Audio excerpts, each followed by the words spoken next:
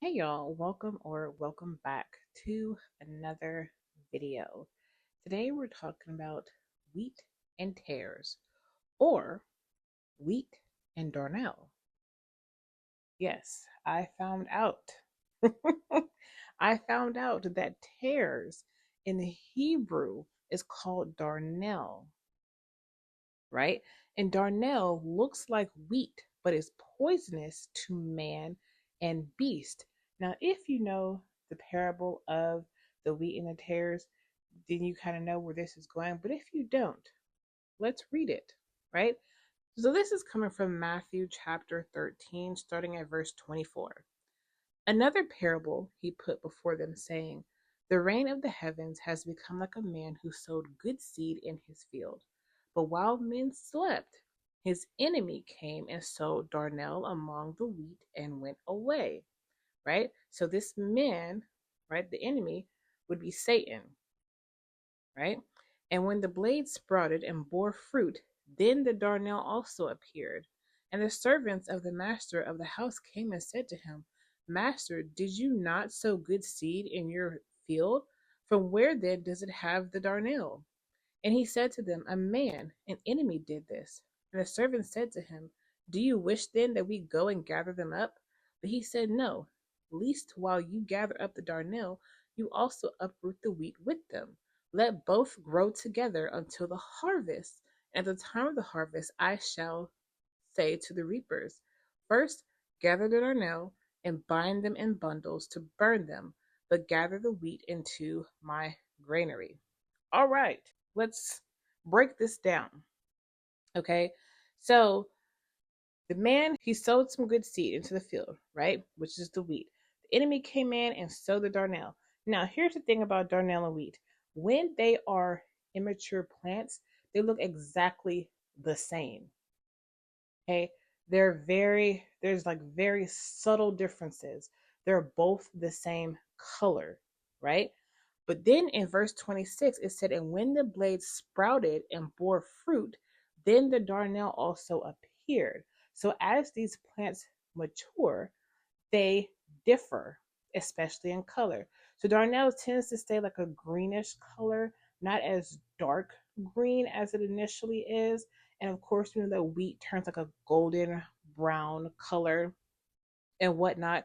So as they mature, you start to see the differences between them. Now, when they are grown in a field together, they kind of blend in, right? And you can see the subtle differences, like in this picture.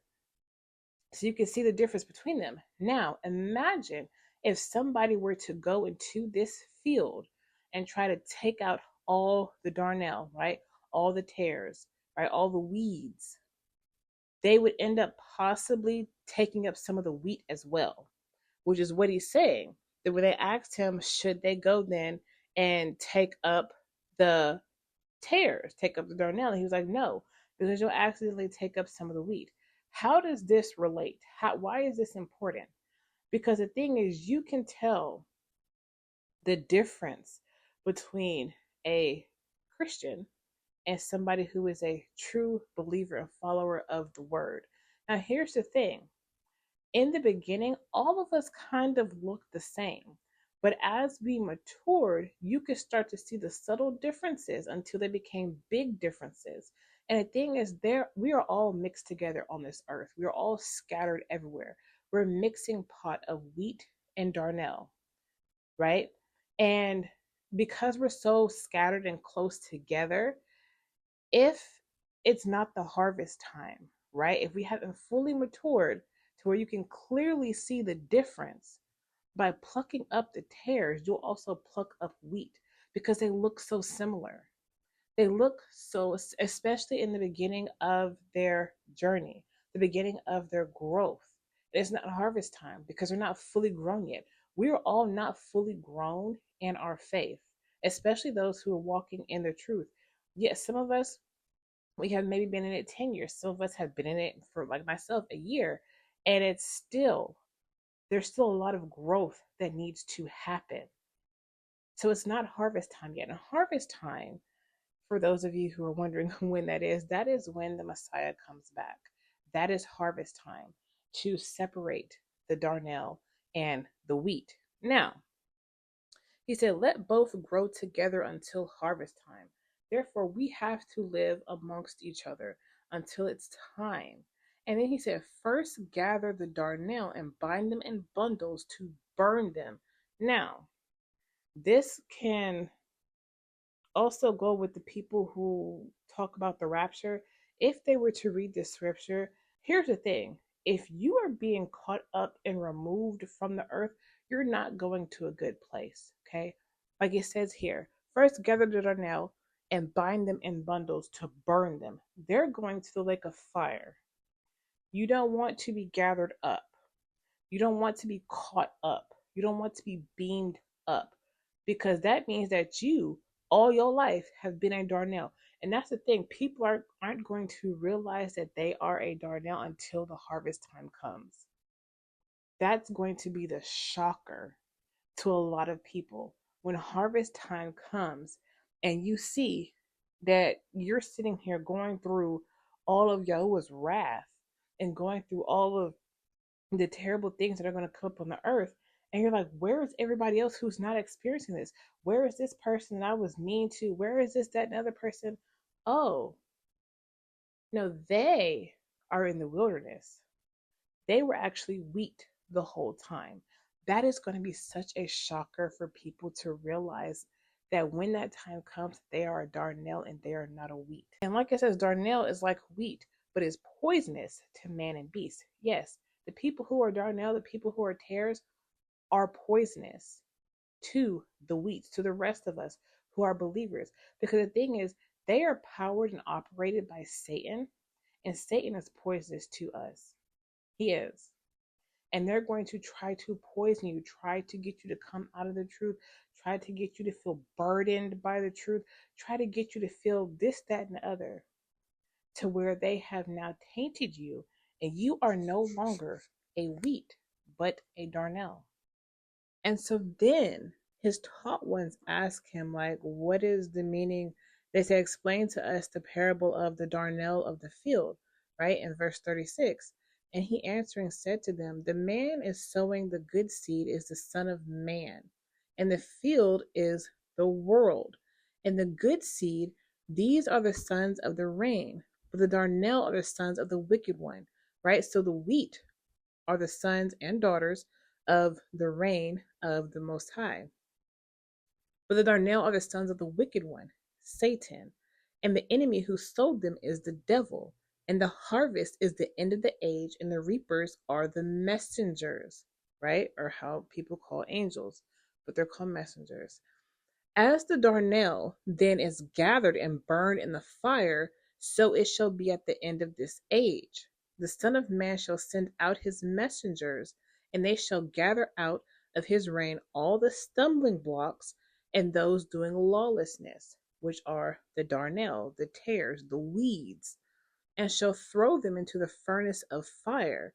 There shall be wailing and gnashing of teeth. Then the righteous shall shine forth as the sun in the reign of their Father.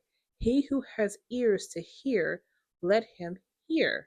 That's what he's saying. Like, this good seed has been grown. But see, the thing is, everything that Yahuwah does, Satan tries to imitate, right? But he can't do it exactly as the Most High. That's why, as the wheat and the darnel mature, you start to see the difference between them. Even though they're mingled all together, you start to see the difference, but they still look very similar. They look very similar. As they mature, they're different color, but they still look like they're the same thing, right? The darnel is green, the wheat is a golden brown color, but they look exactly the same, right? There's just subtle differences. And that is the thing about Hasatan. He tries to get things to be the same as the Most High, but he can't. And that is for us to try to understand, right? Like he says, those who have ears hear, those who have eyes see. He's talking about your understanding, your discernment, knowing the difference between the wheat and the darnel. It's up to us to know who that is. He already knows. He knows everything. The Most High knows everything. We don't.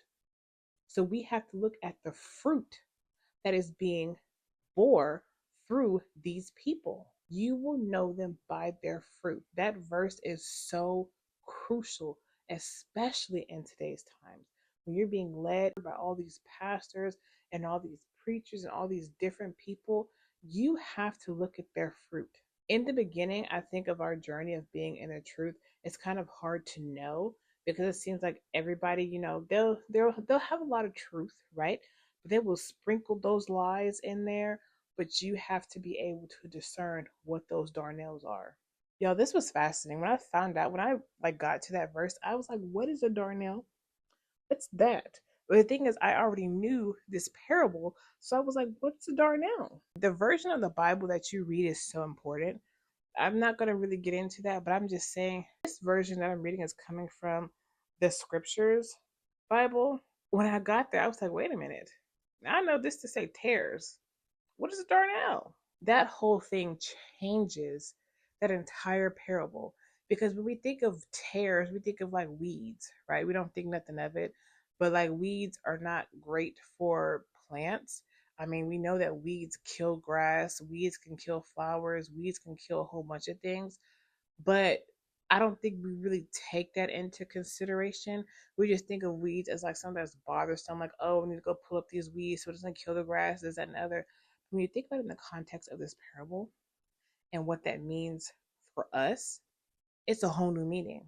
It means something completely just mind blown. That's the best way that I can express how this parable is. It is mind blown to really put that in perspective and think, wow, like these people are really poisonous. And they're so poisonous that they don't even know that they're poisonous. Crazy, right? That's all I have for y'all.